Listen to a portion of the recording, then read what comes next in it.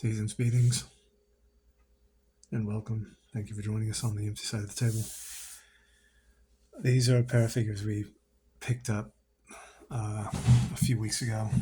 I've been rather busy with pre-holiday chaos, so we finally got the time to do some unboxing videos. We'll try to shotgun these one after the other.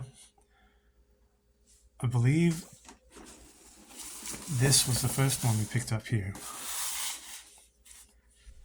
And this is a brilliant figure of the Dark Knight Returns from the McFarlane Collector's Edition.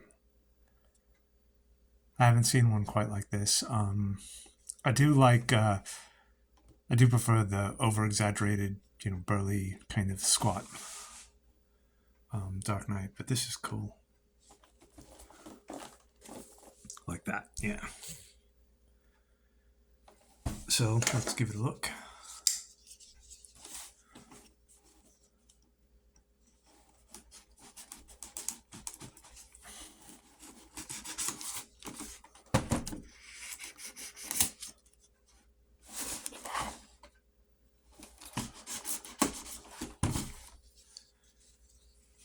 We've had to cover a few holiday type events, boutiques and things like that, so we've been rather busy. One of which was at a ice skating rink that just recently opened up. We posted a brief video on it. So as you can see, it comes with the standard card and stand, no pun intended. So this here comes with a lamp post and looks like a batarang or a grappling hook. An extra head, 2 sets of extra hands, and he's buckled in there pretty nicely. So let's try to cut him out.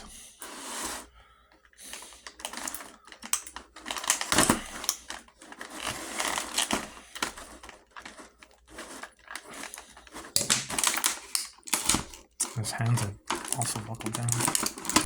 There we go. Like that from behind. Let's try that.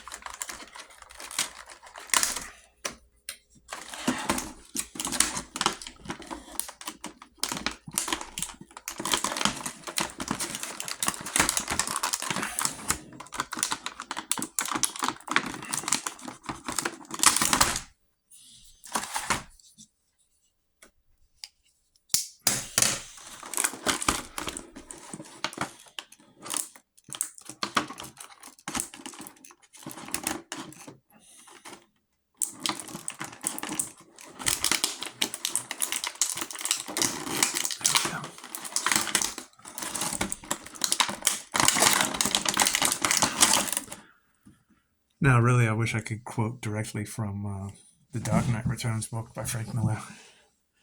Specifically the one where he's telling Superman to remember in his darkest moments the one person who beat him. Let's see here. Okay, I can't tell if... No, I guess not. Alright, he's got a seam right around his elbow so he can turn his forearm a bit. Right. And his shoulders got an extra, I suppose you could call it joint, right in there, so he could swing out his arms a little bit more, or tuck them in, I guess. That's cool. Don't see that on too many figures. It's interesting, though, that they put the swivel right above the elbow there. It seems a bit precarious, like it might snap easy, or maybe I'm just being too gun shy.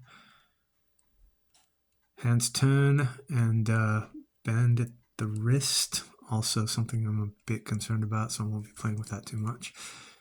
He's got the nice, well, I don't know what you want to call it, batarangs between the knuckles here, like in the picture on the back of the package.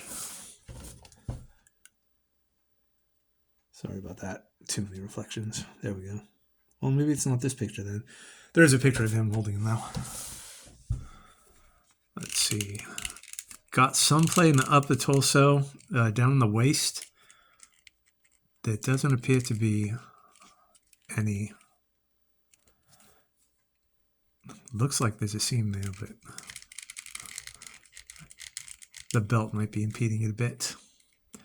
Trunks are slightly rubberized, so the legs can swing out a bit more.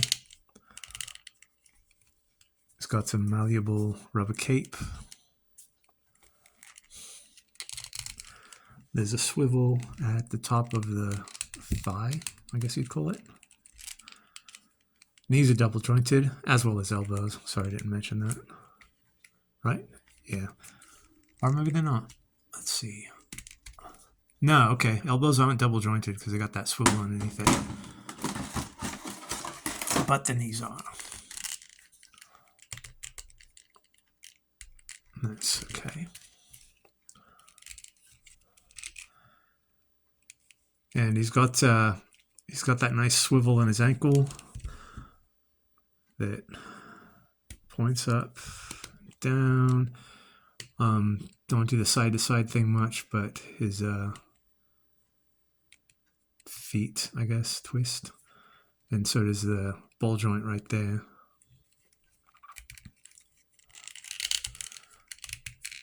This is a grand figure though. Well, I would like it to be a bit more cartoony is not the word for it, but you see him in the book and he's just kind of over proportioned and wide. Really cool. This is cool though too. I like this. Let's see.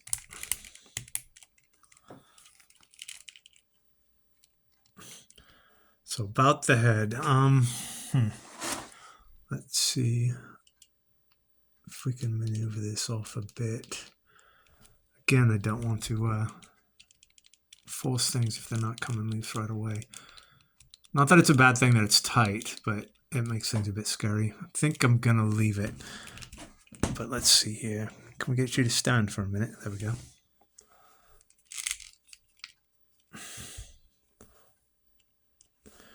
And in the DC two-parter of the Dark Knight Returns, they had Peter Weller do the old man Batman's voice. Did a good job. And I'm sure you know already, but he's the gent that played RoboCop way back when. So let's see about putting together this lamppost. Cool little accessory. I'm not at all any kind of wrestling fan, but I remember when they first started putting out wrestling figures, possibly Jack specific, they came with amazing accessories. Like guardrails and chairs and garbage cans and things like that.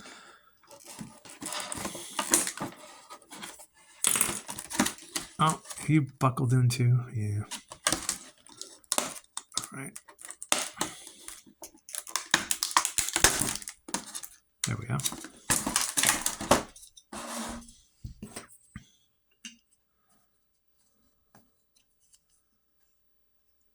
Okay, let's hope this doesn't snap in to the point where I can't remove it.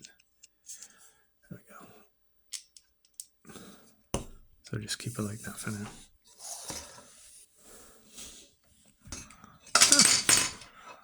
A little bit top heavy.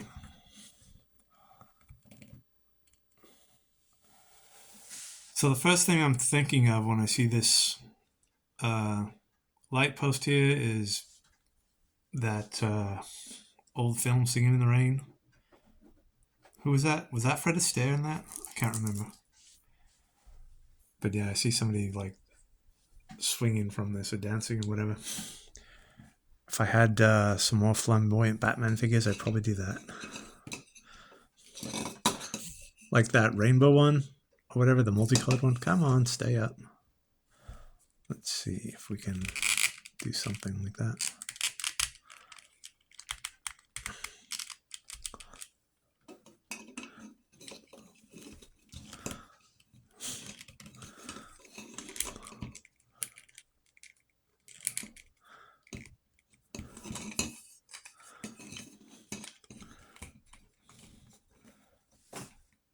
That's not bad. Looks more dynamic than anything else. Yeah, this thing's very lightweight, very loose, and top heavy. Might do well to put some, I don't know, clay or resin or something like that down there, either to give it weight or to just stick it in place for a while. If you're planning on doing some kind of figure display. What's going on here? Come on.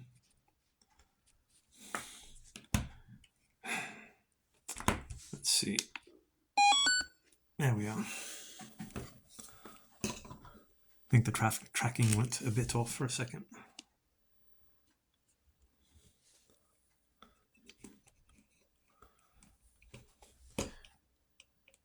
But this is a cool figure. And a nice little accessory. With a little bit of work, you can get this to stand on its own. Be really cool for some kind of diorama or something like that. Put a bunch of other things together. Maybe recreate Crime Alley. Okay, so this is the Dark Knight Returns figure from McFarlane Toys. Battle Damaged Blue. Okay, that's what they're calling it. Don't know why it keeps doing that.